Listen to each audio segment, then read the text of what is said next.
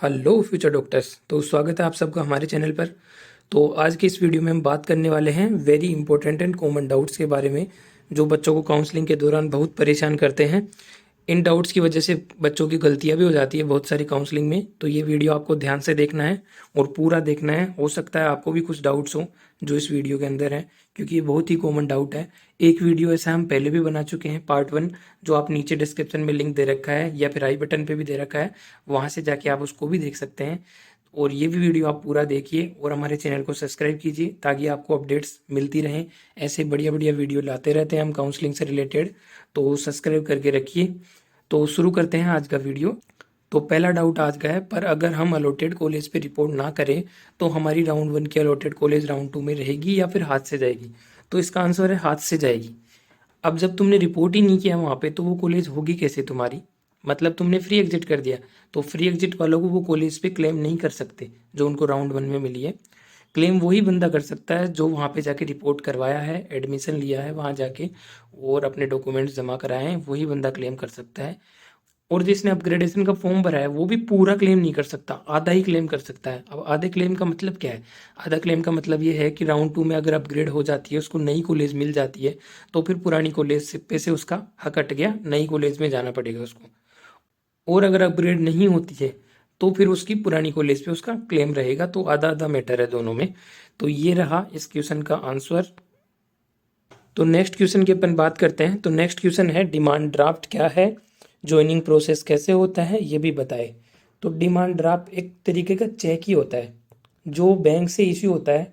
Demand draft मतलब जैसे कि आपने बैंक में कुछ पैसे जमा कराने हैं या कोई चेक देना है बैंक को फीस के बाबत में, मतलब जितने की फीस है ना उतना।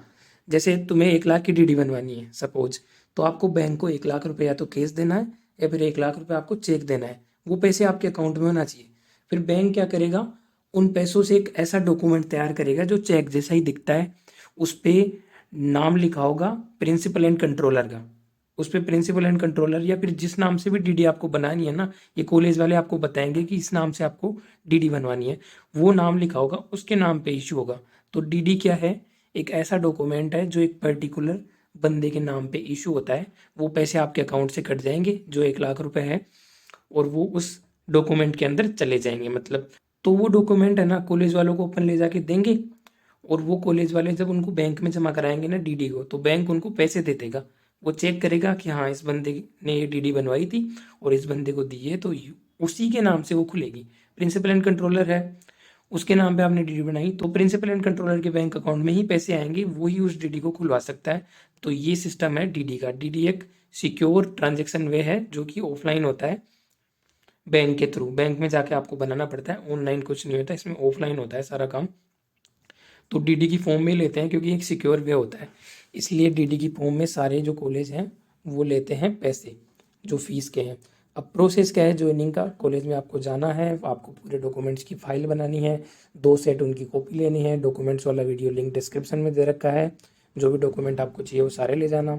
फिर उसके बाद वहाँ जाके आपको बोलना है कि सर मेरे को एडमिशन लेना है, तो वो जैसे ही आपको फॉर्म दे देंगे उस फॉर्म को भर देना है और पूरे डॉक्यूमेंट उनको दे देने हैं। वो आपको लास्ट में एडमिशन लेटर दे देंगे कि आपने, इस बंदे ने फलाना ढिमकाना डेट पे यहाँ पे ज्वाइन कर लिया है। बस इतना सा है। अपग्रेडेशन के लिए क्या है, ये भी क्वेश्चन है, तो अपग्रेडेशन के लिए भी आपसे पूछ लेंगे वो कि आपको कराना है कि नहीं कराना है, वर्बली पूछ लेते हैं या फिर डॉक्यूमेंट्स में आपसे फॉर्म भरवा लेते हैं। तो ये है इस क्वेश्चन का आंसर। नेक्स्ट क्वेश्चन पे अपन बढ़ते हैं। सर अपग्रेडेशन के बाद जो पहले वाले कॉलेज में जो फीस जमा करी थी उसका क्या होगा, प्लीज़ रिप्लाई। तो अपग्रेडेशन के बाद आपका क्या था, पहले अपने कॉलेज में सपोज 1 लाख फीस थी, तो वो आपने डीडी बनवा के 1 लाख की दे दी, principal and controller of GMC Kota. GMC Kota मिली थी पहले राउंड में। दूसरे राउंड में अपग्रेड होकर के आपको एसएमएस मिल गई। अब फीस तो इस बार सेम है, लेकिन फॉर एग्जांपल दूसरे कॉलेज में आपकी फीस 50,000 ही है, तो फिर आपको वो क्या होगा, आप जैसे ही दूसरे कॉलेज में जाओगे ना तो आपको न्यू डीडी लेके जानी है, दूसरी डीडी। तो उसके लिए आपको क्या है, वो पुरानी वाली फीस है ना वो वापस मिल जाएगी आपको। जैसे ही अपग्रेड होगा आप पुराने कॉलेज में जाओगे तो सही ना, डॉक्यूमेंट लेने अपने, तो डॉक्यूमेंट के साथ वो डीडी भी आपको दे देंगे, वो कागज़ आपका वापस दे देंगे, डीडी वाला चेक जैसा दिखने वाला। तो वो कागज़ लेके आप वापस आ जाना। वो नए कॉलेज में उसको जमा नहीं करा सकते क्योंकि वो तो कोटा के नाम से बना था, principal and controller of Kota. अब नया बनेगा वो principal and controller of SMS के नाम से बनेगा तो वो अलग बनेगा। तो आपको दोबारा बैंक जाना पड़ेगा, पहले वाली डीडी जमा करानी पड़ेगी, बोलना पड़ेगा सर इसको वो कर दो, तोड़ दो इस डीडी को, तो वो तोड़ देंगे उस डीडी को और आपके अकाउंट में वो 1 लाख आ जाएंगे। फिर उन्हीं से वो डीडी बना के दूसरी 50,000 की दे देंगे आपको, है ना। इस टाइप से मतलब न्यू डीडी बनानी पड़ेगी आपको। तो डीडी को आप तोड़ सकते हैं, 3 महीने का टाइम होता है। 3 महीने में आप जो भी डीडी है आपने बनवाई थी तो वो आप तोड़ सकते हैं उसको, और सामने वाला कैंडिडेट भी उसको 3 महीने के अंदर अंदर निकलवा सकता है पैसों को। तो ये होता है डीडी का एक सिस्टम। और इसलिए आपको निश्चिंत रहिए, आपको ज़रूरत नहीं है टेंशन लेने की, वो पहले वाली फीस आपको वापस मिलेगी और नई वाली फीस आपको दोबारा से डीडी बनवानी पड़ेगी अपग्रेडेशन के बाद। तो ये इस क्वेश्चन का आंसर है। अब नेक्स्ट क्वेश्चन देखते हैं। Sir the candidate who got seat in first round joined and opted for upgradation, does his choice is first satisfied before the choice of new candidate in second round counseling, please reply. तो इसका क्या है, ये बंदा कहना चाहता है कि सर हमने अपग्रेडेशन के लिए चूज किया, रिपोर्टिंग करा दी कॉलेज में और अपग्रेडेशन के लिए चूज किया, तो सेकेंड राउंड में हमें पहले प्रायोरिटी मिलेगी या उस बंदे को जो न्यू रजिस्ट्रेशन कराया उससे पहले मिलेगी कि नहीं मिलेगी हमें प्रायोरिटी। तो इसका आंसर है कि ऐसा नहीं है। जो मेरिट लिस्ट का सिस्टम है उस पे काम करती है एमसीसी का software, ranking wise college allot होती है। आपने जो कॉलेज पहले भरी है अगर वो आपको मिल रही है आपकी रैंक तक तो मिल जाएगी, अदरवाइज नहीं मिलेगी। तो पहले एक रैंक से स्टार्ट होके आता है एमसीसी का सॉफ्टवेयर, कॉलेज मिलती है तो ठीक है, अदरवाइज ना सही। तो ऐसे काम करता है वो, पहले कुछ नहीं प्रायोरिटी दी जाएगी अपग्रेडेशन वालों को, उससे फ़र्क ही नहीं पड़ता।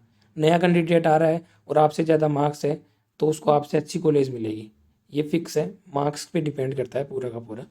तो इस क्वेश्चन का आंसर ये है। नेक्स्ट क्वेश्चन पे चलते हैं। सर राउंड 1 में सीट नहीं मिलने पर राउंड 2 के लिए चॉइस फिलिंग दोबारा करनी पड़ेगी क्या? हाँ, दोबारा ही करनी पड़ेगी। सीट मिलती है नहीं मिलती है, अपग्रेड कराते हो, हर कंडीशन में दोबारा ही बननी पड़ेगी। फ्री एग्जिट करते हो तो भी दोबारा ही बननी पड़ेगी। राउंड 1, राउंड 2 और मूव अप राउंड, इन तीनों में फ्रेश चॉइस फिलिंग होती है, नए सिरे से फ्रेश चॉइस भरनी पड़ती है। इसलिए है ना, गलती मत करना। आप ऐसे सोच लेना कि मेरे को राउंड 1 में कॉलेज मिल गई, मैंने अपग्रेडेशन के लिए यस कर दिया, मैं दूसरे राउंड में चॉइस नहीं भरता हूँ, जो मैंने पहले में भरी थी वो ऊपर वाली किसक के ऊपर मिल जाएगी, ऐसा कुछ नहीं है। आपको फ्रेश भरनी पड़ेगी, नहीं भरोगे तो आपको वो पुरानी वाली ही रह जाएगी, अपग्रेड होगा ही नहीं आपका कॉलेज। तो फ्रेश चॉइस फिल करनी है आपको, हर राउंड में फ्रेश चॉइस फिल करनी है। और उनको एडिट भी कर सकते हो आप, ऊपर नीचे भी कर सकते हो। फर्स्ट में आपने मान लो ए कॉलेज पहले भरी थी, बी कॉलेज बाद में भरी थी, तो सेकंड राउंड के अंदर आप बी ऊपर भर के नीचे भी भर सकते हो, कैसे भी आप अरेंज कर सकते हो आपके हिसाब से, डिलीट सेव एडिट कुछ भी कर सकते हो। तो ये है इस क्वेश्चन का आंसर। फिर नेक्स्ट क्वेश्चन पे आगे बढ़ते हैं अपन। Do I need to write an application और something stating I want to opt for upgradation. तो इसका आंसर ये है कि देखो कॉलेज पे डिपेंड करता है। एमसीसी ने कॉलेज वालों को बोल रखा है कि हमको इन्फॉर्मेशन देनी है कि कौन कौन अपग्रेड करना चाहता है और कौन कौन नहीं करना चाहता, इतना सा बोल रखा है एमसीसी ने कॉलेज वालों को। अब कॉलेज वालों की अलग अलग है, कुछ कॉलेज वाले क्या करते हैं फॉर्म भरवा लेते हैं, कुछ कॉलेज वाले जो एडमिशन के लिए फॉर्म भर आते हैं उसी में येस और नो का ऑप्शन दे देते हैं, उस पर टिक करवा लेते हैं। कुछ कॉलेज वाले वर्बली वहीं पे अपन से पूछ लेते हैं अपग्रेडेशन करना है कि नहीं करना, तो वो कंप्यूटर में येस पे टिक करके वहाँ पे उसको फोल्डर बना के रख लेते हैं। तो वो उनको क्या करना होता है अल्टीमेटली अपने से पूछ के, और अपग्रेडेशन करना चाहते हैं नहीं करना चाहते हैं, उनको 2 लिस्ट बनानी होती है। जो नहीं करना चाहते हैं उनको डॉक्यूमेंट खुद के पास रख के सेव करना होता है, और जो यस करते हैं अपग्रेडेशन के लिए उनके डॉक्यूमेंट थोड़ा अलग साइड में रख के, और एमसीसी को लिस्ट भेजनी होती है कि इन इन छोरों को अपग्रेड कराना है, इन इन बच्चों को अपग्रेड कराना है। तो ये सिस्टम है अपग्रेडेशन का। इसके बाद क्या है कि अपग्रेड होता है तो ठीक है, अदरवाइज नहीं होता है तो उनके डॉक्यूमेंट उस कॉलेज में पड़े ही हैं, एडमिशन ले लो जाके वहाँ पे और क्लासेस चालू कर दो। और जिनका अपग्रेड हो गया तो उनको वो डॉक्यूमेंट वापस दे देंगे। तो ये सिस्टम है पूरा इसका अपग्रेडेशन का। और कुछ स्टेट है वो ऑनलाइन भी ऑप्ट करवाते हैं अपग्रेडेशन के लिए, यस और नो अपना ऑनलाइन पोर्टल पे जाके भी हो जाता है। तो ये सिस्टम है अपग्रेडेशन का। अब बढ़ते हैं नेक्स्ट क्वेश्चन की तरफ। Sir how to pay fees online if college allotted in first round, I am not able to find any link. तो देखो ऑनलाइन का जो काम था वो पिछले साल ही था, क्योंकि कोविड की वजह से, पिछले 2 साल से कोविड है, इस वजह से ऑनलाइन मौका दिया जा रहा था बच्चों को रिपोर्टिंग करने का, फीस सबमिट करने का। लेकिन इस साल है ना डीडी फॉर्म में ही होगा। जो फीस जमा होगी आपकी वो बैंक में जाके आपको डीडी बनवानी पड़ेगी और डीडी ही आपको जमा करानी पड़ेगी। ऑनलाइन का इस बार कोई सिस्टम नहीं है, तो इसलिए आप डीडी बनवाइए बैंक जाके।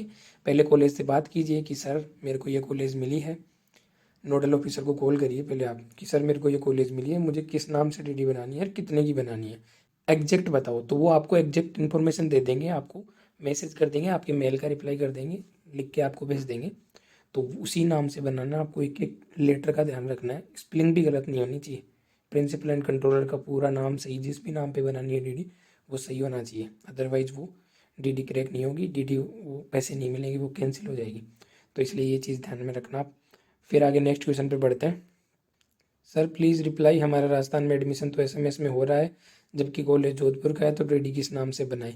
तो इसका तो मैंने अभी बता ही दिया कि डीडी बनाने के लिए तुम्हें पहले जो कॉलेज मिली है और जो तुम्हारा नोडल ऑफिसर है उससे कांटेक्ट करना है, और उसके नाम की डीडी बनवानी है जो कॉलेज है।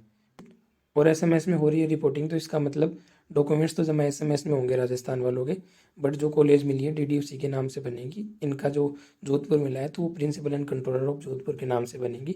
कितने की बनेगी वो उनसे पूछना पड़ेगा। वैसे तो 1,08,200 के समथिंग बनेगी, बट फिर भी उनको पूछना पड़ेगा, क्योंकि वो कुछ पॉइंटों में भी फ़र्क रहता है और कुछ नाम में भी स्पेलिंग की रहती है। तो वो सारा एक डॉक्यूमेंट भेजते हैं अपन को, एक मेल में भी लिख के भेजेंगे कि इस नाम से बनानी है, ऐसे बनानी है, पूरा एक कागज़ भेजेंगे अपन को, तो उस हिसाब से बनाना है। तो ये भी आप उनसे पूछिए।